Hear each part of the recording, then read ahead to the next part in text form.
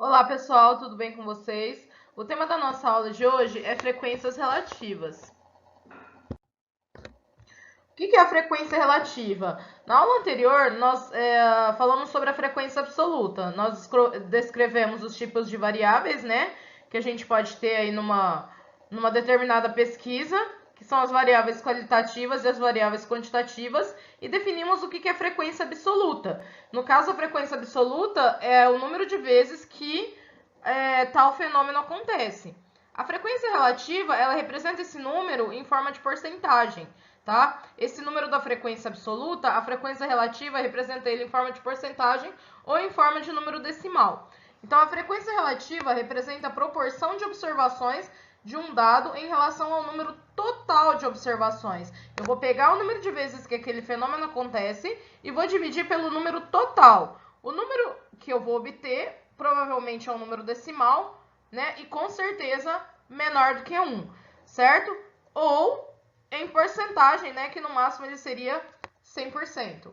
Para calcular essa frequência, basta dividir a frequência absoluta pelo número total de observações. O quociente dessa divisão será um número decimal menor que 1. Assim, a frequência relativa ela pode ser registrada ou na forma de um número decimal ou na forma de porcentagem. Lembrando que em decimal, no máximo é 1, né? E em porcentagem, no máximo 100%. Eu coloquei o mesmo exemplo da aula anterior sobre o censo escolar. Na aula anterior, nós fizemos aí a frequência absoluta. Eu deixei até a coluna em branco da frequência relativa para a gente poder preenchê-la hoje. Então, só relembrando o exercício da aula anterior, era sobre o censo escolar, né? Uma pesquisa aí de quantidade de alunos em escolas urbanas e em escolas rurais, do 6º ao 9º ano. Tá? Vamos dar uma olhada aqui no exercício novamente. O censo escolar é uma pesquisa que tem por objetivo fazer um amplo levantamento sobre todas as escolas de educação básica no país e envolve as escolas, os alunos e os professores. Ele é realizado anualmente pelo Instituto Nacional de Estudos e Pesquisas Educacionais Anísio Teixeira, INEP, vinculado ao Ministério da Educação. O Censo Escolar de 2016, publicado em 17 de fevereiro de 2017, revelou que o país contava com 186,1 mil escolas de educação básica, sendo que a maioria, 62% dessas escolas, está sob a responsabilidade dos estados e municípios. O censo escolar revelou ainda que a rede de escolas privadas passou de 21,1% em 2015 para 21,5% em 2016. Tá? Então, aqui é só uma descriçãozinha aí da pesquisa, de como ela é feita, né? Qual que é o objetivo dela. E aí, tem uma tabelinha com os resultados. Veja na tabela a seguir os dados aproximados do Censo Escolar 2016 quanto ao número de alunos do Ensino Fundamental 2, né? Que seria de 6º ao 9º ano, por tipo de agregação, urbana ou rural. Aqui eu tenho as mesmas tabelas que nós usamos na aula anterior, já com a frequência absoluta preenchida. Nós já tínhamos preenchido a parte de frequência absoluta, tá? Eu tenho uma tabela 1 aqui, essa tabela, número de matrículas por unidade de agregação no Ensino Fundamental 2, 2016. E essa primeira tabela, ela dá os dados para a gente, tanto dos alunos de escola urbana, quanto os alunos de escola rural, né, que é um número bem menor comparado aos alunos de escola urbana. Então, eu tenho aqui, por exemplo, 6º ano, 2.979.959 alunos em escola urbana e 438.930 alunos em escola rural. Se eu pegar o 8º ano, 2.499.052 alunos em escola urbana, 331.024 alunos em escola rural. Então, o que a gente fez? A gente simplesmente pegou esses números e colocou ele em duas tabelas separadas, tá? Uma tabela com os alunos da escola urbana, que eu chamei de tabela 2, e uma com os alunos da escola rural, que eu chamei de tabela 3, né? Dado que essa daqui já é a tabela 1. Bom, a frequência absoluta nós já tínhamos preenchido na aula anterior. Então, desses alunos aqui, escola urbana, quantos são sexto ano? Coloquei os 2.900.000 aqui. Sétimo ano, 2.800.000. Oitavo ano, né, quase 2.500.000. Coloquei aqui a frequência absoluta. E eu somei aqui o total de alunos, certo? Quantos alunos eu tenho no total de sexto ao nono em escola urbana. Fiz a mesma coisa aqui com os alunos de escola rural, tá? 438.930 no sexto, 300.228 no nono, e assim por diante, somando tudo aqui, deu 1.400.526 alunos em escola rural. E aqui, né, deu 10.792.371 alunos em escola urbana. Agora, então, a gente tem aqui uma variável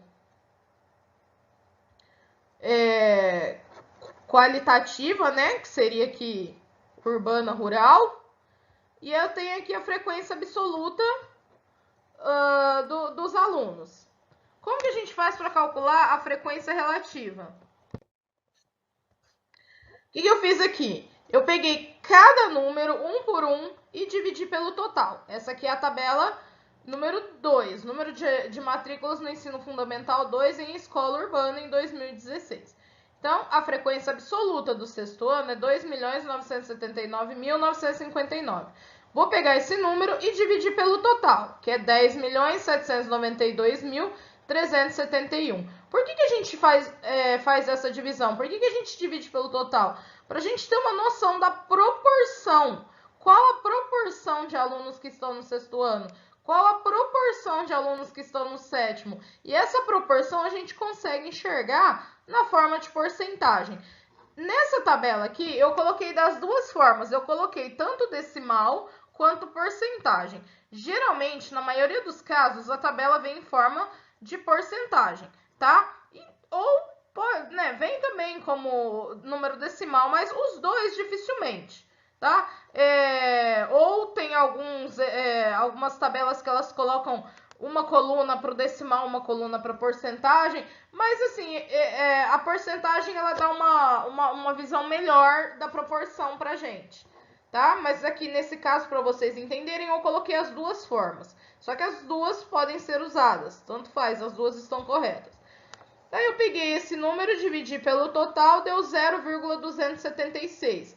Como que eu faço para transformar um número em porcentagem? Multiplica ele por 100, tá? Porque 27,6% é 27,6 a cada 100, 27,6 dividido por 100, que eu voltaria no número aqui. Então, quando eu quero transformar porcentagem em decimal, eu divido por 100. E quando é o contrário, no caso que é o meu caso aqui, eu quero transformar decimal em porcentagem, eu vou multiplicar por 100. Tá? Então, multiplicando por 100, a gente anda duas casas com a vírgula para a direita, né? 27,6% dos alunos de escola urbana estão no sexto ano. Mesma coisa nós vamos fazer para os alunos do sétimo ano. 2.800.590, eu vou dividir pelos 10.792.371. Fazendo os cálculos aqui, eu vou ter 0,259, tá? E para transformar o 0,259 em porcentagem, eu vou multiplicar por 100. Anda duas casas com a vírgula para a direita, eu tenho 25,9% dos alunos da escola urbana no sétimo ano, tá? Aproximadamente aí 26. Pessoal, lembrando que como é um cálculo, assim, são números grandes, a gente pode usar a calculadora para estar fazendo esses cálculos aqui, né? Tem algumas tabelas que é uma pesquisa aí com números menores, tal, mas nesse caso aqui a gente tem que usar a calculadora mesmo para fazer os cálculos. Para o oitavo ano, a mesma coisa, né? 2.499.052, dividir pelos 10.792.371, deu 0,231. Esse número tem que ser multiplicado por 100 para ser transformado em porcentagem, e eu tenho 23,1% dos alunos da escola urbana no oitavo ano. E, finalmente, os 2.512.770 do nono, dividido pelo total, 10.790 2.371, deu um total de 0,234, multiplica por 100 e vai dar 23,4% de alunos da escola urbana no nono ano.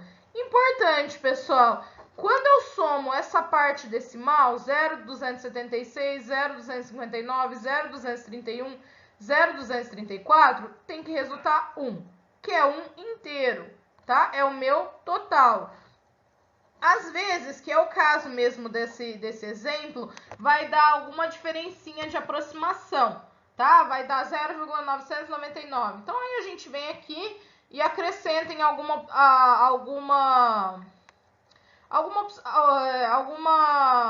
aproximação.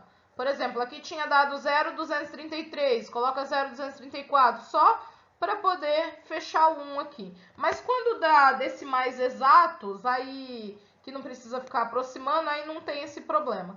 Mesma coisa do lado de cá. Se eu somar todas as porcentagens, tem que dar 100%, que é o total, tá? Se não deu 100%, tem alguma coisa de errado. Daí esqueceu de alguém, tem que englobar todo mundo e o total é sempre 100%. Essa é uma maneira de fazer os cálculos. Outra forma de fazer os cálculos seria por regra de 3, tá? Porque se eu quiser fazer a minha coluna de frequência relativa só com porcentagem, eu posso fazer por regra de 3, tá? Também é uma maneira, talvez até mais fácil de fazer, né? Porcentagem por regra de 3 é mais fácil. Então, o que eu fiz aqui? Essa tabela aqui eu fiz ela toda por regra de 3. Eu não coloquei a parte decimal, mas ela pode ser colocada, também. Eu fiz só com a parte de porcentagem. Então, eu peguei aqui tudo que é o meu total, 1.450.526, é 100%, tá? O que eu quero saber? 438.930 é o meu X, certo? Então, ó, em todas elas, tá vendo? Eu coloquei o total como 100%. O número que eu quero descobrir aqui, 380.344, X. Mesma coisa aqui, 1.450.526 é o meu total, 100%. O outro que eu quero descobrir, 331.024, X, tá? 1.450.526, 100%. Então, sempre o total, a gente começa por aí. O total é 100%, o outro é X, e aí a gente multiplica em cruz, tá? Multiplicando em cruz aqui, né, vai ficar 1.450.000x igual a 438.930 vezes 100. Faço a multiplicação, passo dividindo.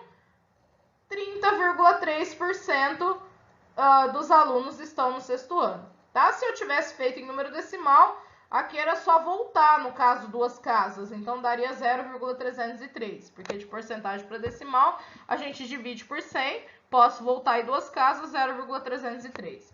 Mesma coisa aqui, multiplica em cruz, passa dividindo, 26,2% no sétimo ano. Se eu quisesse em número decimal, volta duas casas, 0,262, porque porcentagem por 100 divide por 100.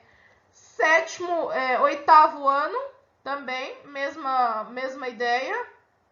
Esse é o oitavo ano. Multiplica em cruz, 1.450.526x igual a 331.024, que multiplica 100. Multiplicar por 100 é a mesma coisa que acrescentar dois zeros aqui. Passo 1 milhão dividindo, deu 22,8%. E se fosse em número decimal, seria 0,228, tá? E por último, o nono ano, tá? Multiplica em cruz, passa dividindo e deu aí 20,7%. Se fosse em número decimal, 0,207, porque como eu disse, é só voltar aí duas casas para a esquerda, tá? Somando todas essas porcentagens, e a gente tem que somar para verificar, né, se está correto, se os meus cálculos estão corretos, tem que dar 100%. Se não der 100%, é porque tem alguma coisa errada. Se der 99,99, aí é alguma aproximação aí da casa decimal, tá? Que, igual eu falei para vocês, quando o decimal não é exato, é necessário aproximação, né? São necessárias as aproximações. Mas quando o decimal é exato, aí a gente não tem esse problema. Pessoal, por hoje é só. Espero que vocês tenham gostado e na próxima aula a gente continua. Não esqueçam de fazer as atividades propostas pelo professor e até mais!